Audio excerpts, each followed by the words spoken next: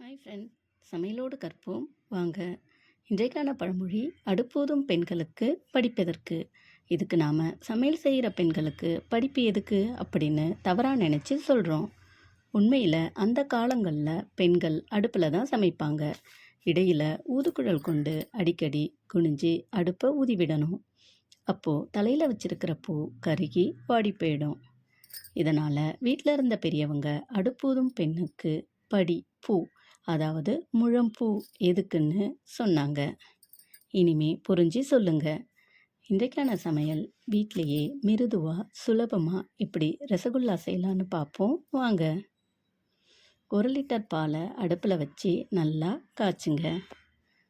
பால் நல்லா காஞ்சதும் அடுப்பை அணைச்சிட்டு லெமனை கட் பண்ணி ஜூஸ் எடுத்து பாலில் போட்டு கலந்து விடுங்க. அப்புறம் ஒரு 15 நிமிஷம் மூடி போட்டு ஆற விட்டுருங்க.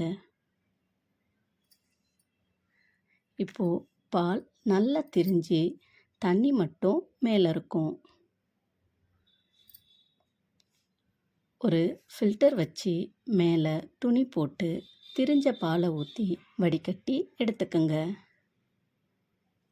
நல்லா பிழிஞ்சு எடுத்துட்டு லெமன் வாசனை போக 2-3 தடவை தண்ணி ஊற்றி நல்லா அலசி எடுத்து தண்ணி இல்லாமல் பிழிஞ்சு எடுத்து வச்சுக்கோங்க.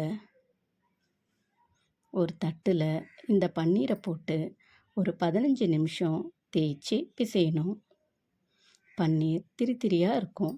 நல்லா மாவு பதத்துக்கு மிருதுவாக ஆகிற மாதிரி தேய்ச்சி பிசைஞ்சு விடணும். மாவு நல்லா சாஃப்டாக சப்பாத்தி மாவு மாதிரி மிருதுவானதும் சின்ன சின்ன உருண்டைகளாக உருட்டி ஒரு பிளேட்டில் வச்சுக்கோங்க. ஒரு பாத்திரத்தில் 1 கப் சர்க்கரைக்கு 3 கப் தண்ணி சேர்த்து சர்க்கரை கரையிற வரைக்கும் கொதிக்க விடணும்.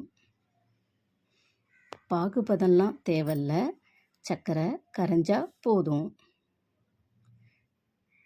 இப்போ நாம் பண்ண உருண்டைகளை இதில் ஒவ்வொன்றா சேர்த்து 20 நிமிஷம் வேக விட்டு எடுக்கணும்.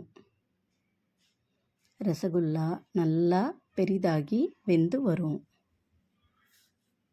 அப்புறம் அடுப்பை அணைச்சிட்டு ஒரு 1 மணி நேரம் போல் ஊற வச்சு எடுத்தால் சுவையான மிருதுவான ரசகுல்லா ரெடி.